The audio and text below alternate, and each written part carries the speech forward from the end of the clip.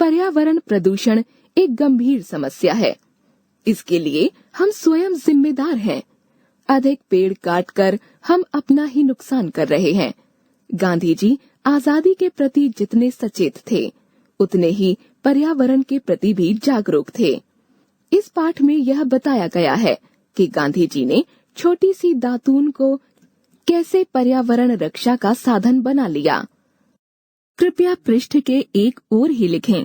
यह वाक्य हमें अक्सर निर्देश के रूप में लिखा मिलता है।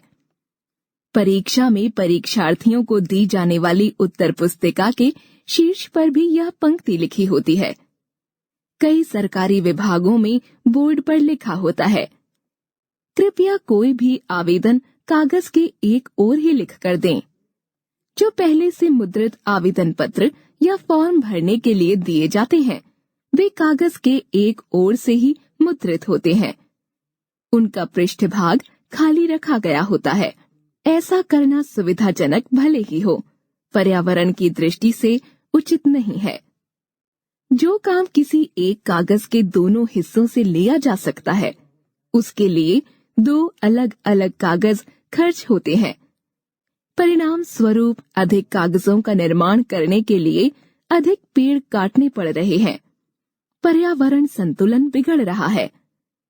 महात्मा गांधी पर्यावरण के प्रति उतने ही सचेत थे जितने देश की आजादी के प्रति।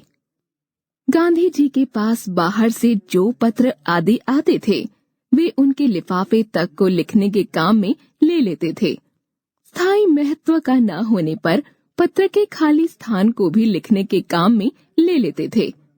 यदि पत्र में एक ही तरफ लिखा गया हो, तो दूसरी तरफ का खाली हिस्सा तो लिखने के काम आता ही आता था।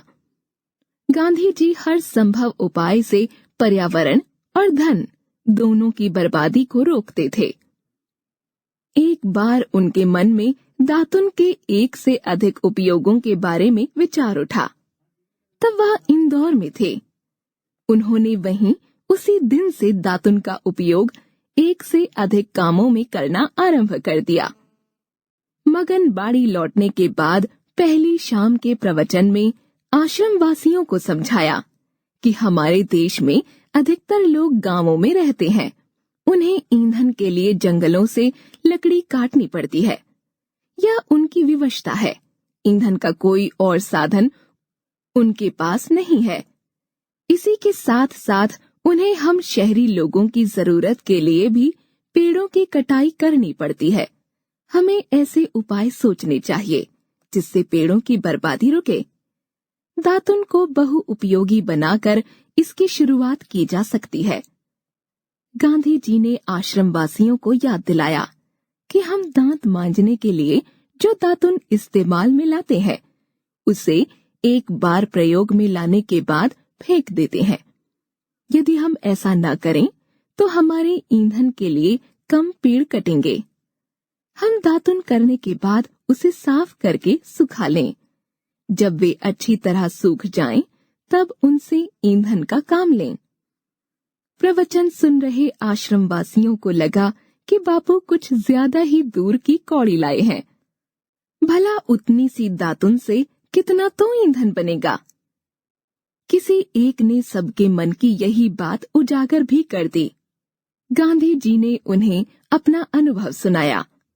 इंदौर प्रवास के दौरान जब यह विचार मेरे मन में आया था, मैंने और मेरे साथियों ने तभी से इस पर अमल करना शुरू कर दिया था।